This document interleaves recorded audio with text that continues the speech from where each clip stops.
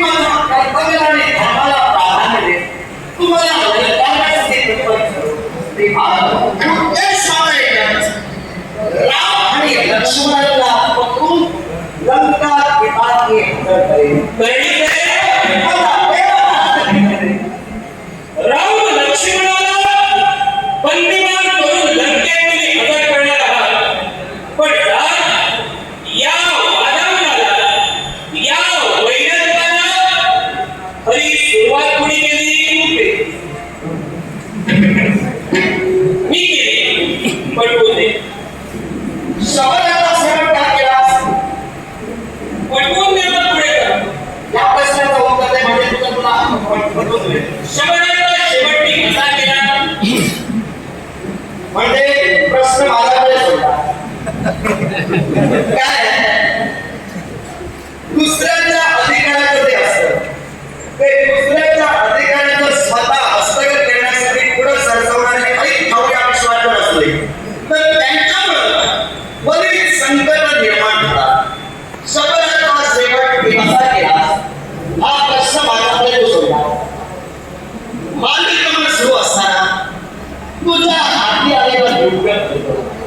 हे त्याची प्रचिती घेण्यासाठी कवटीच्या बेटावर वाद केला आणि त्यात भक्ती करण्यासाठी बसलेला शबर त्याचा शेवट तुझ्याकडून झाला.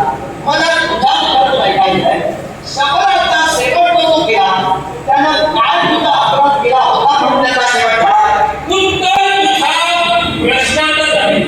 नव्यानंतर तुझे स्पष्टीकरण केलंस यातच तुझं उत्तर आहे.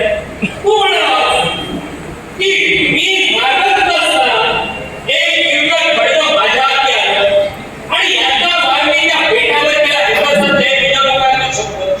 म्हणजे वाद मी शबरावर केला नाही, बेटावर केला. म्हणजे शेवट मी शबराचा करत होतो, वाद बेटावर करत होतो, कर्माला शबर केला. क्षत्रिय असा असताना ज्या गोष्टीवर वाद तुम्ही करणार आहात त्याचं अवलोकन आणि त्याची परिपूर्ण माहिती ही त्या क्षत्रियाला तर असते. मग त्या बेटावर तू वाद केला, त्या बेटातून भक्तीचा स्वर बाहेर निघत होता. मग असा असताना प्रचिती घेण्यासाठी त्याच बेटावर तू त्या घडीला आघात केला म्हणजे तुझ्या मनात कुठेतरी वेगळीच असणार. हे करणीचे प्राप्त परिस्थितीत मी तिथं उपस्थित होतो. पहिली गोष्ट, भक्तीचा स्वर बेटाच्या बाहेर येत नव्हता. दुसरी गोष्ट, बेटासमोर उभं राहिल्यानंतर बेट एवढं भरलेलं असतं की आजकाल त्यातून काही दिसत नाही. तिसरी गोष्ट, एखाद्या बेटात असाच विषय सापडत राहू शकतो ज्याची त्याची तशी शरीरयष्टी आहे. सामान्य मानव त्यात जाऊ शकत नाही. तिसरी गोष्ट, बेटात जाऊन तो भक्तीला बसला.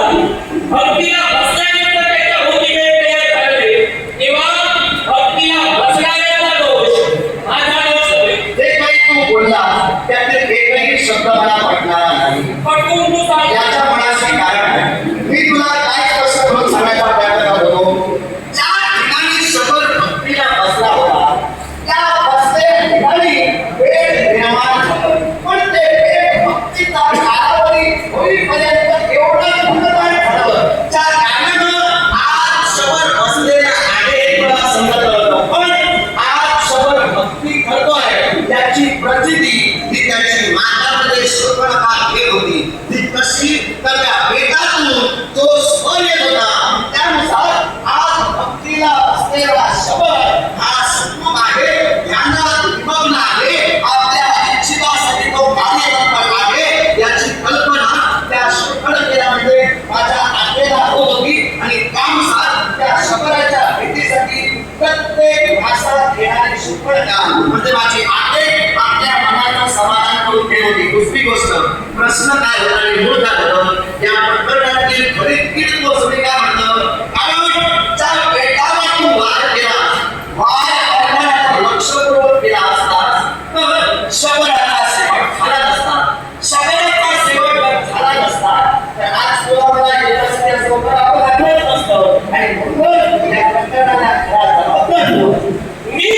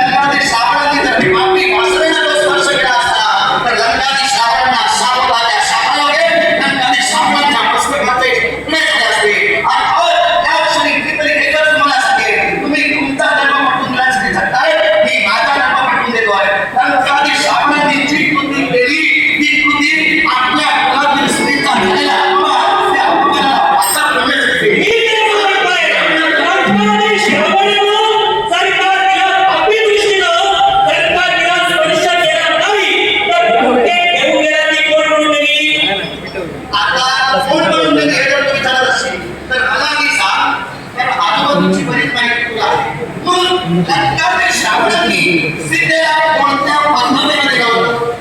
सीतेला लक्ष्मणाने श्रावणाने स्वतःच्या खांद्यावर बसवले. स्कंद कुठला होता? उजवा स्कंद होता. उजवा स्कंद कोणासाठी? आईसाठी आणि मुलीसाठी. मग या बाप- आईसाठी आणि मुलीसाठी जर उजवा स्कंद आहे, तर आई किंवा मुली किंवा भगिनी म्हणलं गेलं, मग काय नसतं? आता उद्या माझ्या प्रश्नाचं उत्तर द्या. ज्यावेळी जलद राजाची कन्या जानकी म्हणजे सीताबाई इथं स्वयंवर होतं, त्या स्वयंवरात लक्ष्मणाने श्रावण उपस्थित होता. त्या स्वयंवरात असा पण होता की जो कोणी शिवधनुष्याची त्यांच्या जोडे त्याच्या कंठी जानकी प्रेमाची वरमाला अर्पण करेल हे सत्य. हा पण पूर्ण करण्यासाठी लक्ष्मणाने श्रावण पुढे गेला. निश्चित. तो शिवधनुष्य त्याच्या ओठावर पडला. मग नंतर श्रावणानं आई आणि मुलगी म्हणून त्याला नेली, तर तिच्या स्वयंवरात कोण आलं होतं जवळ? आपण या प्रश्नाचं जर उत्तर द्यायचं झालं, सीता स्वयंवरात पण होता. जो पुढे उद्धवीला धनुष्याला सीता द्यावी होत्या. अर्थात ते धनुष्य रावणाच्या उरावर पडलं. पण त्यानंतर उरावर का पडलं याचं थोडीशी सुद्धा कारण होतं. कारण त्या धनुष्याला उचलणारा पुण्यात्मा हा मनाच्या काही संग्रहित विचारांचा अभाव होता. लंकातील श्रावणांच्या उरावर ते शिवधनुष्य पडलं हा त्यांचा कमीपणा सांगतो. कारण कैलास पर्वताला त्यांनी हातले दिले. तो माझा करणारा होता. त्याला शिवधनुष्य उरावर बंधवलं असून नको. दुसरी गोष्ट काय सांगितलं? सीता स्वयंवरात नवरा म्हणून आला होता. पण मंदोदरींशी ज्यावेळी विवाह केला रावणाने, त्यावेळी मंदोदरींना वचन दिलं होतं की यापुढं कोणत्याही स्त्रीकडे मी पाकी नजरेनं पाहणार नाही. प्रत्येक विश्वातील तुझ्यावर असणारी स्त्री तुम्ही मंदोदरींशी विवाह केल्यानंतर होतोय हा. तर प्रत्येक स्त्री माझ्यासाठी आली भगिनी असेल, कन्या असेल. म्हणून उजव्या स्कंदावर तिला घेतलं आणि अशोक वाटिकेत तिला ठेवलं. अशोक वाटिकेतच का याच्या मुळाशी सुद्धा कारण आहे. माझ्या व्यापाराचं ते लोक आहे. कारण रावणाच्या बुद्धीची कल्पना सर्वसामान्यांना होऊ शकणार नाही. अशोक वाटिका ही सीता देवीसाठीच निर्माण केली गेली. कारण अशोक वृक्षाच्या सावलीत बसल्यानंतर शरीरातील थकवा हा क्षणार्धात दूर होतो. अर्थात तिला कन्या भगिनी किंवा माता म्हणून मांडली होती, म्हणून तिची दक्षता परिपूर्ण त्यांनी घेतली होती. तेव्हा सीता स्वयंवरात जरी लंकातील श्रावण तिला प्राप्त करण्यासाठी गेले, त्यानंतर नाती बदललेली आहे. ते कदाचित तुला माहिती असेल म्हणून. सोयीनुसार नाती बदलून स्वतःचा अधर्म दाखविणाऱ्याबरोबर या विश्वाच्या ठिकाणी तू श्रेष्ठ बन. पण अशोक वाटिकेत आई सीतेला हात टेकली गेलं. कारण लंकेत जर का लंकेच्या दरबारी सीताबाईचा प्रवेश झाला असता, ती लंका केव्हाच कोसळून पडली असती. आणि हे लंकाने श्रावणाला ज्ञान होतं. आणि तेवढ्या भीतीपोटी अशोक वाटिकेची सीताबाई तुम्ही ठेवला. अशोक वाटिकेत सीताबाईला निश्चितच ठेवलं. हे जपलं शकलं. कारण त्या सीताबाई ही घरातलं अन्न वगैरे भक्षण करत होती. जोपर्यंत आपण रागाला पाहणार नाही, तोपर्यंत जल सुद्धा आपण भक्षण करणार नाही. म्हणून तिच्या संपूर्णतेसाठी अशोक वाटिका निर्माण केली गेली. लंकावी श्रावण सीतेला त्याकडे लंका किंवा लंकेच्या राजकासाठी नेऊन शकणार असतात. त्याच्यामुळे सिद्ध आहे. कारण 14 वर्षांचा वनवास आहे. हा वनवास रामांना होता. त्याच्यासोबत तू भोगलास आणि पत्नी धर्म स्वीकारण्यासाठी तो जानकी देवी म्हणजे सीता देवीने सुद्धा होता. मग